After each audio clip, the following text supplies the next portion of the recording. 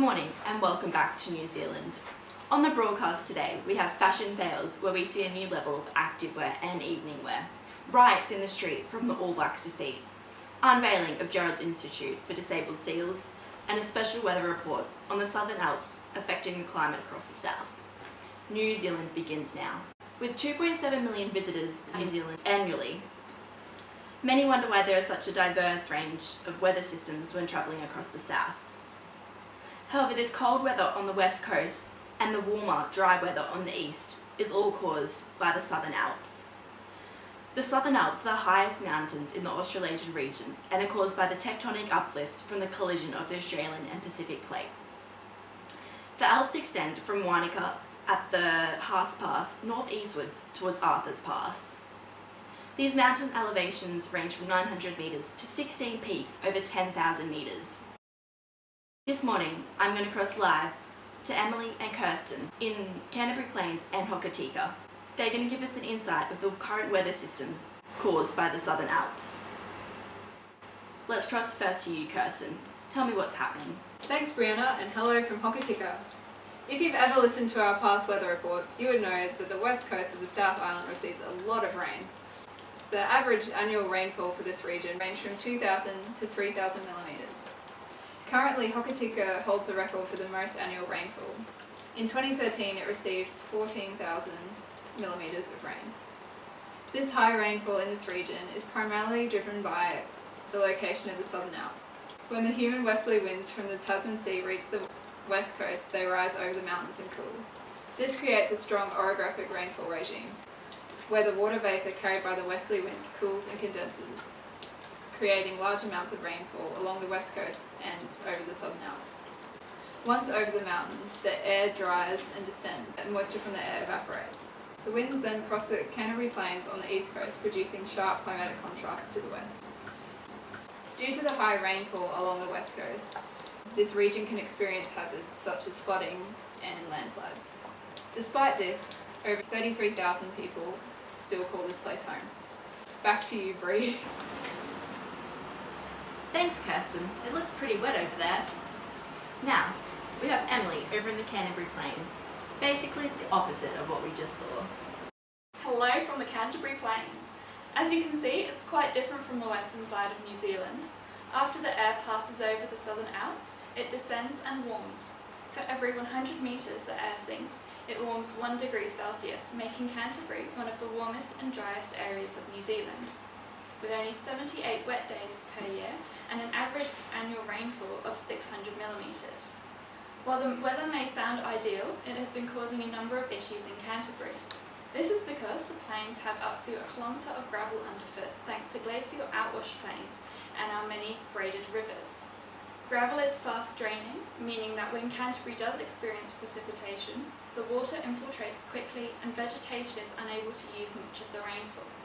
This has meant that Canterbury is prone to droughts. As a major dairy production hub, the region relies heavily on grass. Irrigation systems have therefore been a saving grace in Canterbury. But wait, there's more. The cows have been causing another problem. With a large amount of cow poo coupled with high infiltration rates, there have been massive nitrate issues in the Canterbury Plains. Leaching is occurring into the local water supplies, and nitrate pollutant levels are above the World Health Organisation's recommended. The northwesterlies bring a hot, dry wind, which can send Christchurch's temperatures soaring above 30 degrees Celsius, which is associated with the northwestern are distinctive cloud formations, including the northwestern arch. Typically, this wind is followed by a southerly. In winter, the southerlies bring snowfall to the plains and cold air that causes hard frosts. Christchurch is also affected by easterly winds. Easterly cloud keep the sunshine hours on the coast up to 2,100 hours a year. I'm back now to you in the studio, Bree. Thanks, Emily. As you can see, the Southern Alps definitely are vital to the climate systems in New Zealand. Now we have our report on activewear and evening wear. The most common thing that people are wearing these days are sneaks. Wait, hold on a second. I'm just getting breaking news.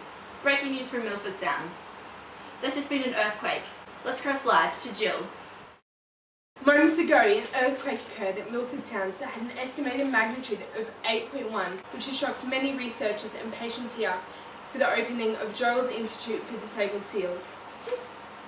It has just been confirmed that the earthquake has caused multiple rock avalanches, which have closed off roads, stranding over 4,000 people. Some of these tourists hoping to cruise through the Milford Valley, and also employees at the Sounds. Unfortunately, those tourists will not be able to cruise through the glacial valley as a hazard of further rock avalanches occurring off the 1,200 metre vertical cliffs at the Sounds are too dangerous a risk, and all cruises for today have been cancelled.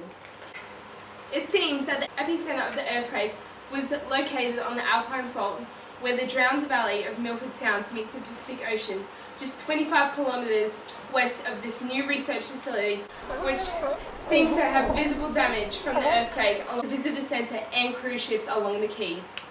Hold on, we're just experiencing a slight aftershock here. Okay. With such a close proximity to the fault line, tsunamis are also a major hazard in this natural attraction, with multiple factors contributing to a higher risk if one surged through the valley. The valley has a water depth of only 291 metres and a 2 kilometre width. A tsunami entering through the Sounds would gain height and force to leave devastating effects to this international tourist destination.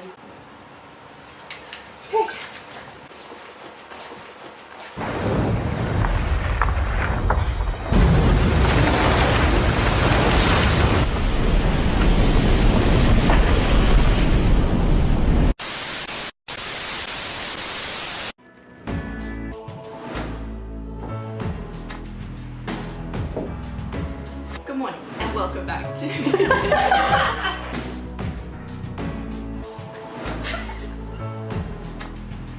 So pretty! Some of these occasionally bring a snowfall. Look, there's a tsunami coming our way!